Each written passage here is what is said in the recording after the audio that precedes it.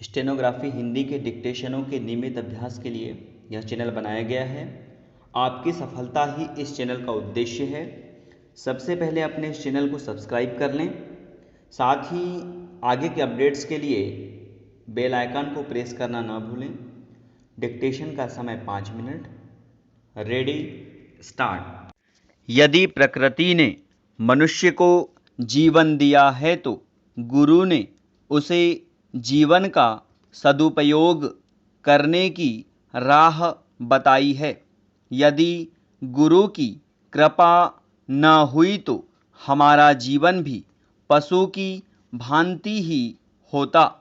सृष्टि के आदि में मनुष्य अज्ञानता के घोर अंधकार में डूबा हुआ था।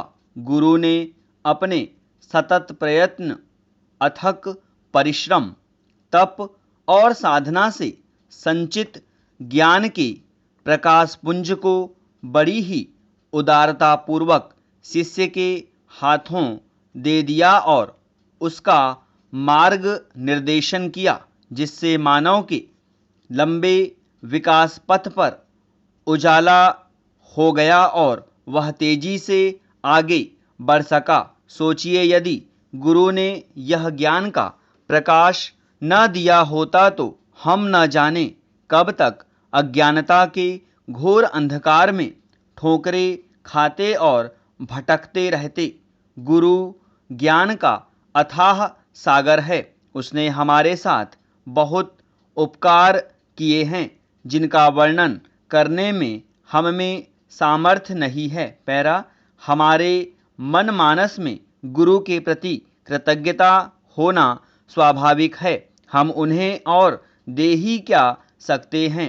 हम न तो कभी उनके कर्ज से मुक्त हुए हैं और न हो सकते हैं। हाँ, उनके प्रति श्रद्धा सम्मान दिखाकर अपने मन में कुछ हल्कापन अनुभव कर सकते हैं। गुरुजनों के प्रति सम्मान की भावना को हमारे पूर्वजों ने बहुत पहले समझा था और उन्हें यथोचित सम्मान दिया था। उन्हें ब्रह्मा, विष्णु, महेश की तरह पूज्य माना जाता था तथा देश में गुरु शिष्य की स्वस्थ परंपरा की नींव डाली थी।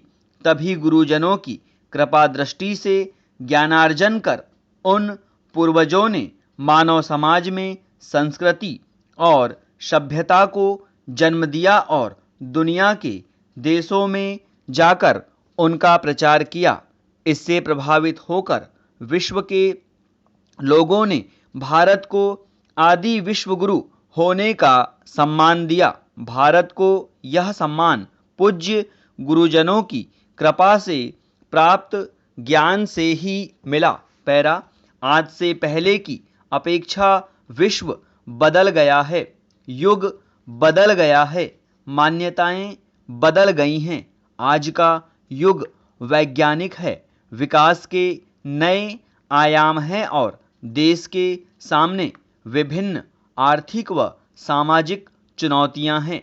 हमें इनका डटकर मुकाबला करना है। पहले गुरु शहर से दूर वन आश्रमों में रहते थे, आज वे हमारे बीच में सुलभ हैं। शिक्षा का केंद्र वन आश्रम न रहकर हमारे समीप के विद्यालय और विश्वविद्यालय हैं। हमें इन सब का पूरा लाभ उठाना चाहिए।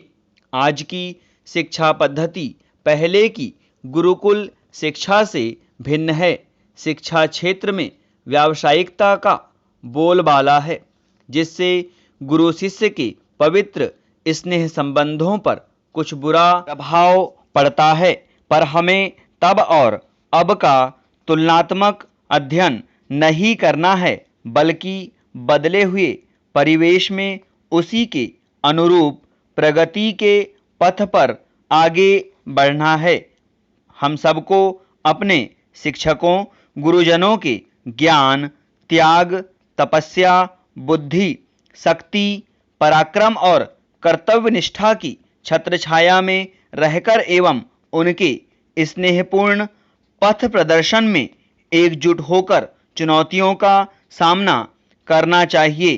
पर एक बात ध्यान देने योग्य है कि यह सब करने से पहले हमें अपने गुरुजनों को यथोचित सम्मान देना होगा तथा उन्हें श्रद्धा के सर्वोच्च आसन पर आरूढ़ करना होगा।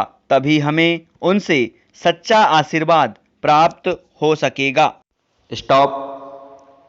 अब अपने लिखे गए डिक्टेशन को 5 मिनट या इससे कम समय में पढ़ने का अभ्यास करें।